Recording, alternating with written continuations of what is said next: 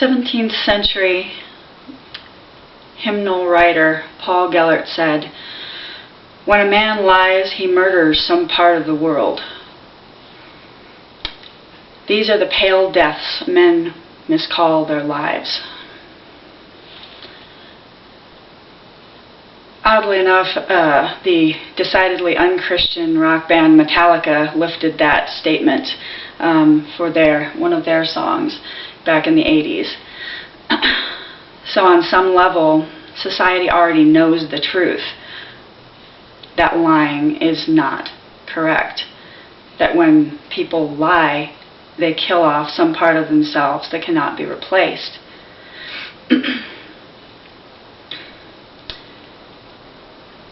My life was a little bit different than even convention, I suppose, because not only did I receive the usual peer pressure about that I have to test out the merchandise before I was married, but other adults also were very hip to the idea of loosening up and trying things out before being committed. And of course, many people believe that if you're young, you should never commit, no matter what. But I don't know what they would think physical connection does. That is a commitment. And if you get a baby out of it, as I did twice, that is certainly a commitment as well, at least on my end.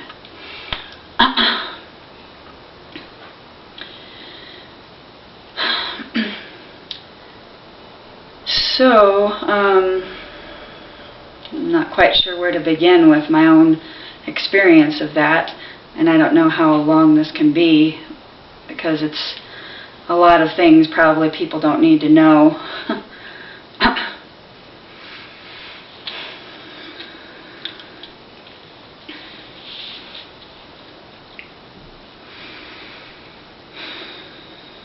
I really had no way of writing this down before doing this, so it's going to be very rudimentary.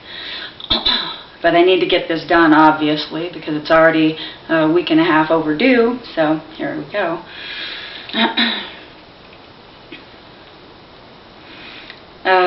I guess it's probably important to mention that I grew up in a hippie commune from the age of 9.5 on.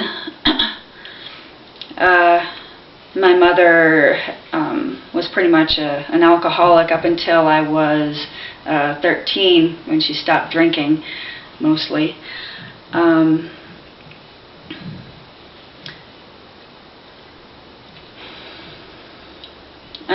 even when she was married, she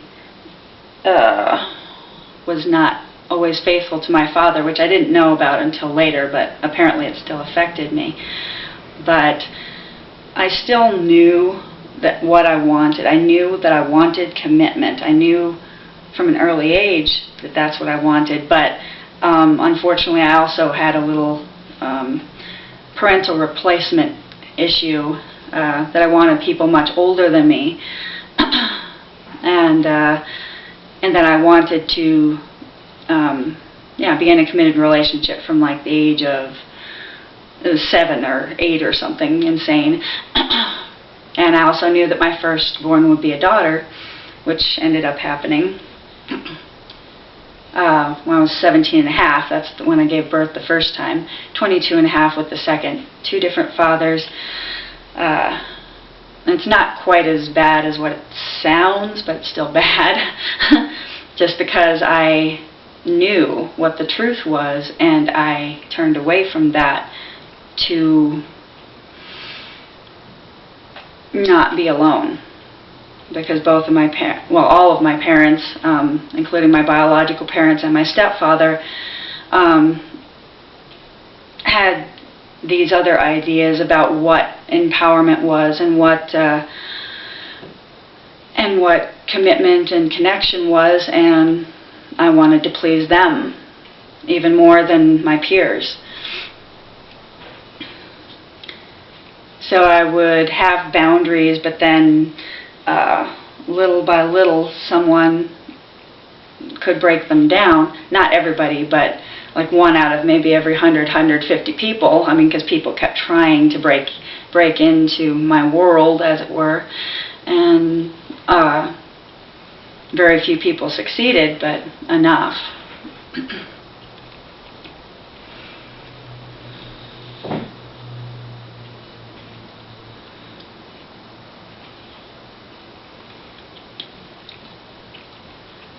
So we were pretty much left on our own to do whatever most of the day, me and my brother, while my mother would be working with her boyfriend, eventually to be her husband. And even family functions, it was mostly him, his children, and her, and me and my brother would be at home. And then sometimes my mom would be with us too. So that was pretty much it. There was not the blending of the family that happened. It still hasn't happened, even though they've been married for 8 years, I guess now. Yeah, 8 or 9. And they still are, they think they're believers, but they've come a ways from where they were, but they are not. There's a lot of New Age stuff in there, so they can't take anything from, say, Hebrews 13:4, you know, that people should wait until marriage and then be joined with their spouse. They don't take God seriously as the Trinity. In many ways, they still believe that they create their own reality and that God is everything and everything is God, which, you know, doesn't leave a lot of room for admitting mistakes. Now, I went from semi-New Age when I was a preteen to semi-Christian once I had my daughter, especially my first daughter.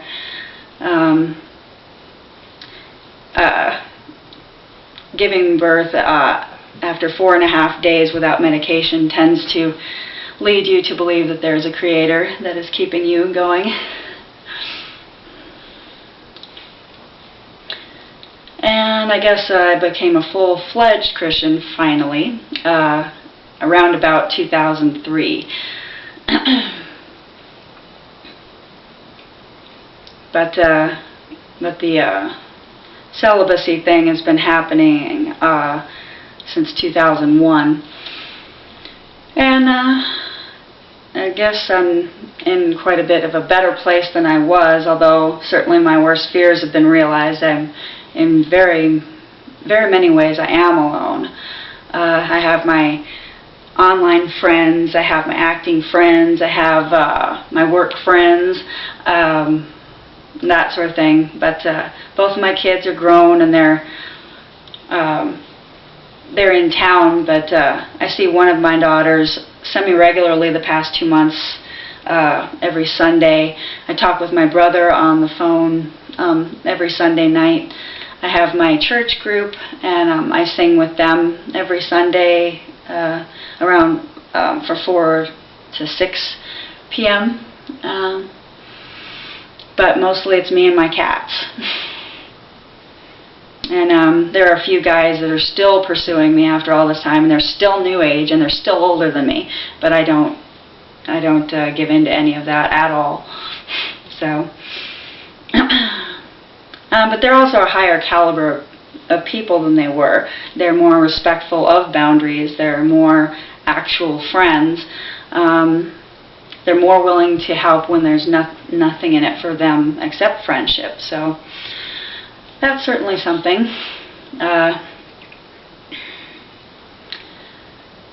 But I take the Bible verses much more seriously than I ever have before. You know, from the Ephesians to Genesis about, you know, one man and one woman being together, and I want to remain as pure as possible for that, even though, you know, even though I have my past, God has washed me clean, and so I'm able to start again. I don't necessarily subscribe to the notion that there is someone out there for everybody, because that's statistically impossible. There are people who are related. If you look at what's going on in China, they are only allowed 1 or 2 children, and they generally choose, they gender select males much more often than females. It's one of the reasons why so many women are coming to the States from China, because it's so terrible there. But yeah, I mean, I haven't traveled the world. I've been to Mexico a couple of times, and about half of the states in the U.S., oddly enough, thanks to this community school. Some of the best times of my life were traveling, but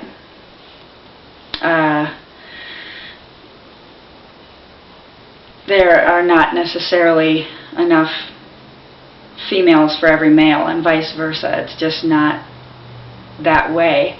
But it's a matter of faith. If someone is out there for me, at least I'll be able to be pure for that person, and I'll be able to be completely me with that person, and that'll be freeing. And even if there's not anybody for me, God will be looking at me and smiling anyway. And I'm hoping that one day I will meet him, and he'll be pleased with me overall, and he'll welcome me in. And that's my biggest goal. That's not the acceptance of other people.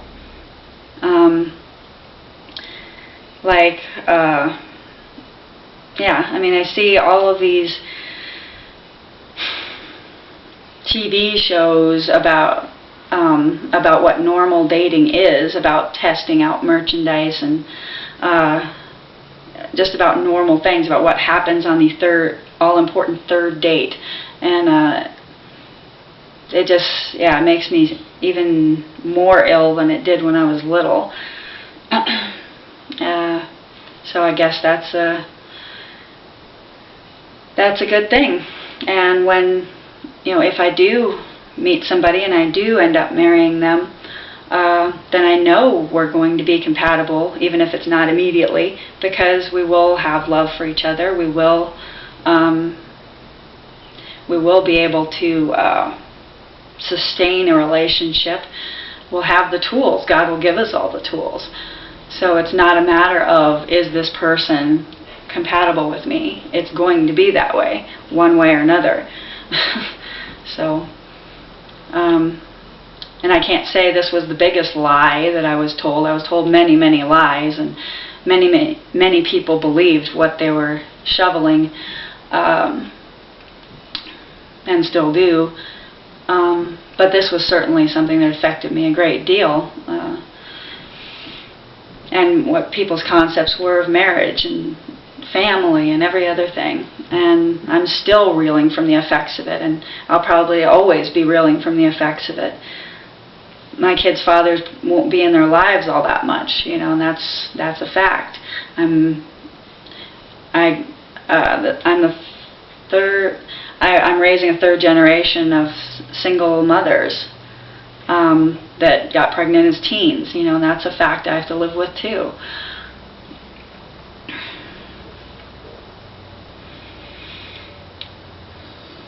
So the consequences are going to remain, but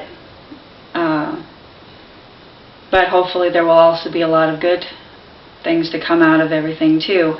And I'll be darned if I'm not going to learn something from everything I've experienced, because otherwise it's completely useless. So I don't want that.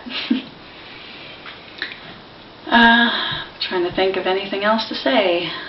Probably been prattling on about 25 minutes, and I'm not sure how good the sound quality is, so I guess I'll stop now.